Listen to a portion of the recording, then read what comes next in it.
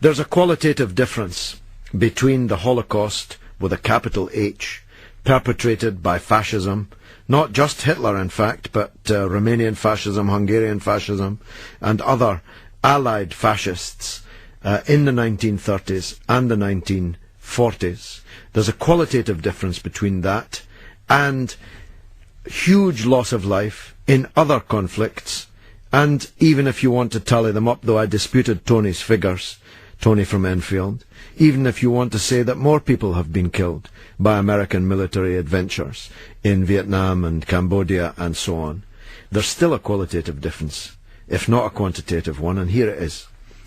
The Nazis deliberately set out on an industrialized process of genocide, deliberately to eliminate from the face of the earth an entire race of people.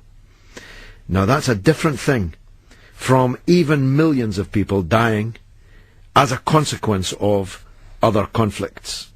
Now I'm reading at the moment The Third Reich in Power by an English professor who, in very cold and sober language, talks us through the 1930s. It starts in 1933 and it ends in 1939, before the outbreak of war. Everything that Hitler said he was going to do, he did. And everything that the fascists did upon coming to power in 1933 was a process deliberately leading up to the final solution, which was the wiping off the face of the earth of all Jews.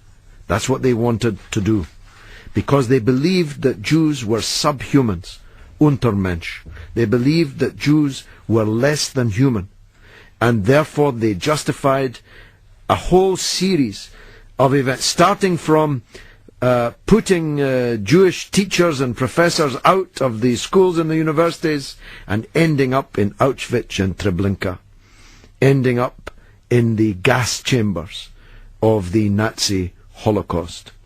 Now the reason why I support, and here I disagree with Noam Chomsky, and it's maybe the only thing that I do disagree with him about, the reason I supported the incarceration of the Holocaust revisionist historian David Irving is because the real reason why these Holocaust deniers deny the Holocaust is because secretly, and in some cases not so secretly, they liked the Holocaust.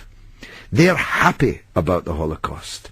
They might even, and listen to this one, John, they might even like another Holocaust, this time not against Jews, maybe against Muslims this time, who are equally subhuman so far as these fascists are concerned.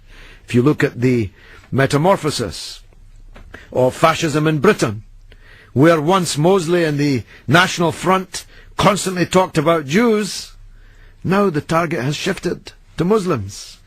If the BNP could come to power in Britain, the Holocaust-denying BNP could come to power in Britain, it probably wouldn't be Jews they put to the gas chambers. It would almost certainly be Muslims. So it's an offence in many European countries to deny the Holocaust. I think it should be an offence here in Britain too. I think David Irving should have been in prison in Austria, and I think they should have thrown away the key.